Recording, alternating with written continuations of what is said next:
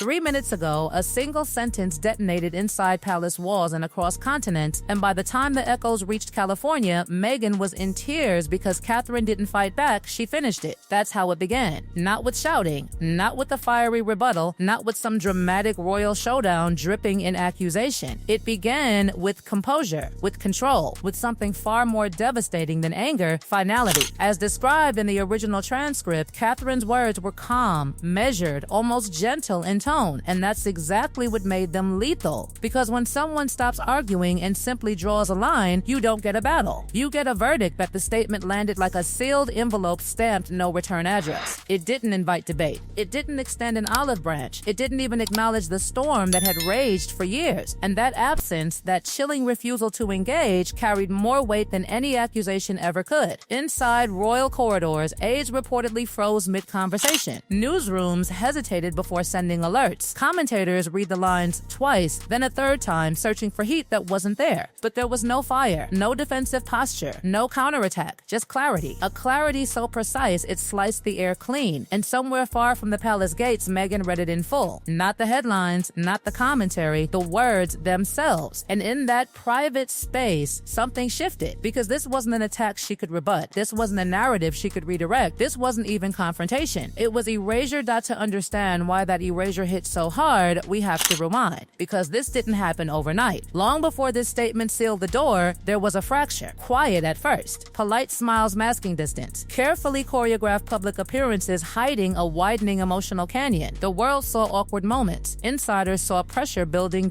Two women. Two approaches to power. One institution that rewards endurance over emotion. And somewhere between vulnerability and duty, the divide deepened. In the early days, tensions were softened with reassuring language. Adjustment pains, cultural misunderstandings, institutional rigidity. Nothing was allowed to be labeled outright conflict. But avoiding the word conflict doesn't mean conflict isn't there. It just means it grows in silence. And silence, in royal terms, is rarely accidental. Over time, two narratives harden. One centered on emotional harm, unmet empathy, and the cost of feeling unheard. The other revolved around continuity, restraint, and the belief that personal turbulence must never destabilize the crown. Neither side viewed themselves as aggressor. Both believed they were reacting. And in that dangerous gap between perception and reality, resentment flourished that public appearances became performances layered with subtext. Smiles felt measured. Proximity felt strategic. Every shared balcony moment carried invisible calculations. It was never loud. It never needed to be. Influence in royal structures doesn't scream. It signals. And slowly, unmistakably, those signals shifted. Catherine didn't escalate. She didn't publicly defend herself. Instead, she withdrew. Fewer responses, fewer visible reactions, less emotional participation. What looked like neutrality to the outside world was something far more deliberate inside palace circles. Silence became strategy. The less she said, the more stable she appeared. The more stable she appeared, the more the institution leaned toward her. Because monarchy survives on composure. And composure, when tested, becomes currency.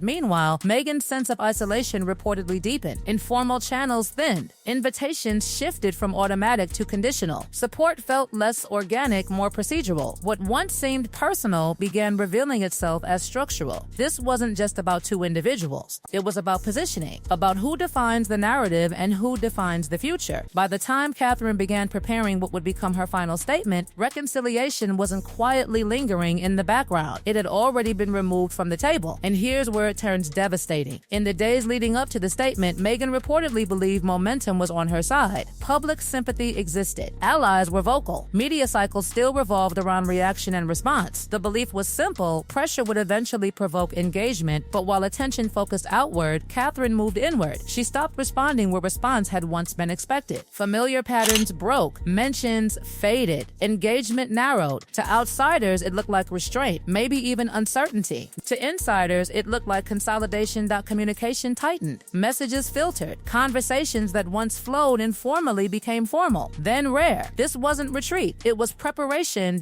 Because silence in this context wasn't weakness. It was power stored. Meghan, interpreting that quiet as pressure working, reportedly leaned into visibility. History had shown that speaking out forced acknowledgement. Escalation produced dialogue. Momentum demanded response. But this time, dialogue wasn't the goal on the other side. Warnings surfaced softly from those who understood palace rhythms. Slow down. Reconsider. read the silence, but momentum feels righteous when you believe your owed resolution. And caution can sound like fear when confidence is high. At some point, not publicly announced, not debated in headlines, a decision was made. Catherine would choose finality over engagement, not because of rage, not because of humiliation, but because exhaustion had replaced patience. Maintaining ambiguity requires emotional labor, and when that labor reaches its limit, clarity becomes necessary. So the statement was drafted, and when it arrived, it didn't accuse, it didn't defend. That's why it was so devastating. There were no names wielded as weapons, no timelines revisited, no emotional cues inviting sympathy. The language was calm, controlled, almost serene, and in that serenity was something colder than confrontation. Completion.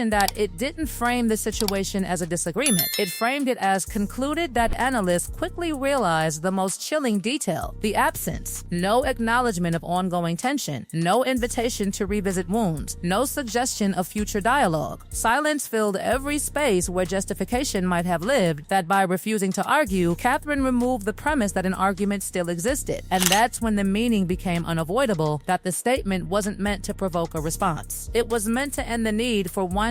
Inside palace walls, a word surfaced quietly: irreversible. Not because the language was harsh, but because it was finished. This wasn't strategic pause. It wasn't cooling off. It was closure delivered without spectacle. For Meghan, the realization reportedly hit in private, not as humiliation, but as recognition. She had prepared for retaliation, for rebuttal, for sharp words that could be challenged or reframed. But how do you fight detachment? Being confronted gives you a target. Being erased gives you nothing. Catherine hadn't dismantled Meghan publicly. She had moved past her entirely. And in that movement, the emotional gravity shifted. Because when someone stops arguing, stops explaining, stops defending, it means they've already let go. Tears followed. Not performative, not strategic, but raw. Because this wasn't a chapter twisting toward another explosive episode. It was a chapter quietly closing somewhere else. The door didn't slam. It closed softly and locked. The palace didn't follow up with clarification. It didn't soften the edges. It didn't comfort. It simply went silent. And in an institution built on messaging, silence speaks volumes. Newsrooms waited for balancing quotes that never arrived. Analysts searched for insiders willing to contextualize. Phones went unanswered. The statement stood alone, unaccompanied and unchallenged. And the longer the silence stretched, the heavier it became. Public reaction fractured instantly. Some called Catherine ruthless. Others called her brilliant. Meghan's tears sparked sympathy, but also skepticism. Without visible attack from the palace, audiences began reassessing the narrative. Emotion didn't disappear. It split. The absence of escalation denied viewers the clarity of sides. There was no fiery exchange to fuel outrage, no fresh revelation to dissect, just a calm boundary set without spectacle. And that restraint elevated Catherine in subtle but powerful ways. By refusing to re-enter the conversation, she appeared above it, composed, unbothered, aligned with continuity rather than chaos. The power dynamic shifted without being named. Behind the scenes, consequences became structural. Informal channels reportedly went dormant. Messages lingered unanswered. Recognition, symbolic and subtle, withdrew. This wasn't punishment. It was removal. And removal in royal systems is rarely reversed. For Meghan, the realization was devastating. This wasn't a dramatic battle lost. It was an entire storyline quietly excised from the script. Visibility could continue. Public support could surge. But without institutional engagement, it echoed in a vacuum. And that vacuum is where the emotional reckoning began. Because in royal worlds, nothing ends loudly. The deepest scars are carved in quiet. What happened after the tears is where this story truly darkens. Because emotion fades, but structure remains. When the shock settled and the headlines cycled through their predictable outrage, something colder took its place. Reality. Not dramatic reality. Not explosive retaliation. But the quiet, procedural kind. Doors that once opened easily no longer did. Calls weren't returned. Invitations didn't materialize. And no one announced the shift. Because in royal ecosystems, the most powerful changes are never announced. They're enforced. The palace didn't escalate. It didn't clarify. It didn't retaliate. It simply recalibrated. And recalibration in an institution built on hierarchy is not symbolic. It's surgical. informal communication lines reportedly went dormant. The friendly intermediaries who once softened tension grew distant. The behind-the-scenes accommodations that kept ambiguity alive quietly vanished. Nothing dramatic, nothing theatrical, just absence. And absence, when deliberate, feels heavier than confrontation ever could. This wasn't punishment. Punishment can be negotiated.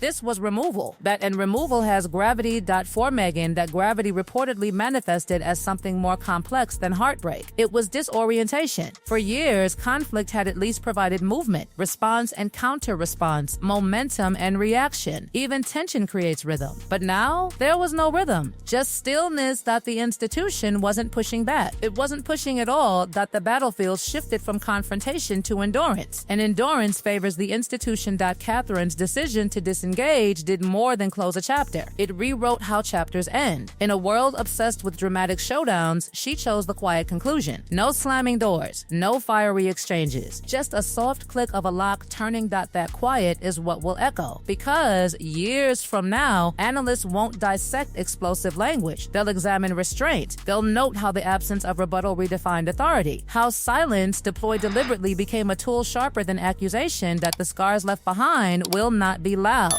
They will be subtle, structural, and long-lasting. And yet, even in finality, uncertainty lingers. Was this truly the end, or simply the beginning of a colder phase where visibility and influence drift further apart? Tears mark endings, but they also mark transformations. Grief can calcify into resolve, or into retreat. For now, the world waits. Not for reconciliation, that door appears sealed. Not for clarification, none is coming. The world waits for reaction, for the next move, for proof that silence cannot hold forever. But here's the paradox. The longer the silence holds, the stronger it becomes. Because in royal worlds, endurance is power, and composure is armor. Whatever comes next will not resemble the battles of the past. There will be no familiar rhythm of accusation and rebuttal. No easy escalation to ignite headlines. The rules have shifted. The battlefield dissolved. And the power dynamic, once fueled by emotion, now rests on restraint. In the end, Catherine didn't win by attacking. She won by stepping away. And Meghan didn't lose a fight. She lost a conversation. The deepest wounds are not carved by fury. They are carved by indifference. By the moment you realize the other side has already turned the page. The statement was calm. The reaction was emotional. The aftermath was structural. And in that structure lies the real consequence. Not dramatic, not loud, but enduring. Because in the royal world, nothing truly ends in chaos. It ends in quiet. And quiet, when chosen deliberately, is the most final sound of all.